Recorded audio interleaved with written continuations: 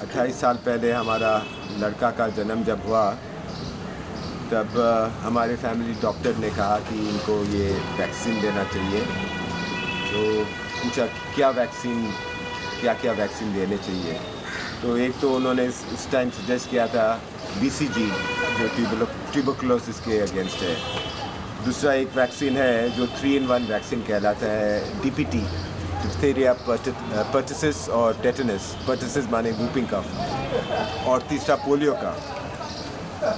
अभी जब ये बात उठी तब हमारे मन में ये शंका थी, क्योंकि हमें कुछ ऐसे लोग से मुलाकात हुई थी जिन्हें वैक्सीन के कारण पोलियो हो गया था।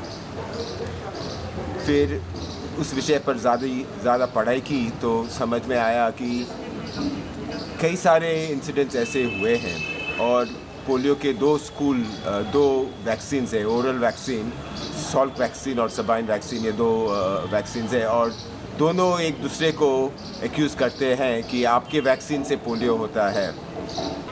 शुरुआत तो वैक्सीन का स्मॉल पॉक्स से हुआ, और वो लोग वैक्सीन वाले, इंडस्ट्री वाले कहते हैं कि ये स्मॉल पॉक्स के वैक्सीन से ये डिज़ीज़ कंट्रोल हुआ। पर हकीकत ऐसा है कि स्मॉल पॉक्स का एपिडेमिक हो जाने के बाद उसके इंसिडेंस में लगभग 80% फॉल हो गया, तब वैक्सीन की शुरुआत हुई। ये स्मॉल पॉक्स कम हो जाने का कारण वैक्सीन नहीं हो सकता है, जब 80% उनका इंसिडेंस कम ही हो गया था वैक्सीन की शुरुआत से भी पहले। BCG की वैक्सीन में हमें पता चला कि बहुत ही बड़ा एक ट्रायल इंडिया में हुआ था, करीब 70,000 टेस्ट कंट्रोल पीपल का साउथ इंडिया में हुआ था। स्टडी का रिज़ल्ट ऐसा रहा कि जिन लोगों को वैक्सीन मिला था उसमें ट्यूबरकुलोसिस का इंसिडेंस थोड़ा ज़्यादा था, मार्जिनली ज़्यादा था, कम कहीं नहीं था।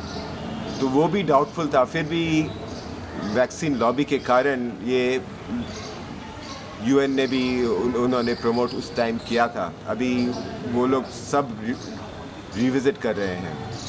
तो फिर मेरे डॉक्टर मान गए, ठीक है BCG मत दो, पर DPT तो तुम्हें देना चाहिए। अभी DPT का भी जब और थोड़ा तलाश लगाया तो पता चला कि इसके कारण भी US में कई सारे लॉ सूट्स हुए हैं, जो खास करके DPT में जो पर्टुसिस का जो कंपोनेंट है वूपिंग कफ को प्रोटेक्शन के लिए, उसके कारण बहुत सारे न्यूरल डिसऑर्डर्स होते हैं।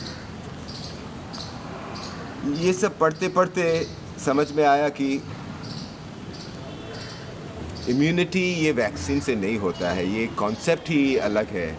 हेल्दी बॉडी यही एक है जो रोगों से इम्यूनिटी दे सकता है, नहीं तो जितने सारे रोग हैं सब लाखों वैक्सीन बनाओ, सबको बच्चे को मार डालो वैक्सीन देते देते। और हालत ऐसी ही हो रही है कि कई सारी बीमारियां इसके कारण ही फैल रही है। ये ऑटिज़म का जो एपिडेमिक फॉर्म जैसा ही हो गया है, उसका काफ़ी एक इम्पोर्टेंट कारण है ये वैक्सीन का।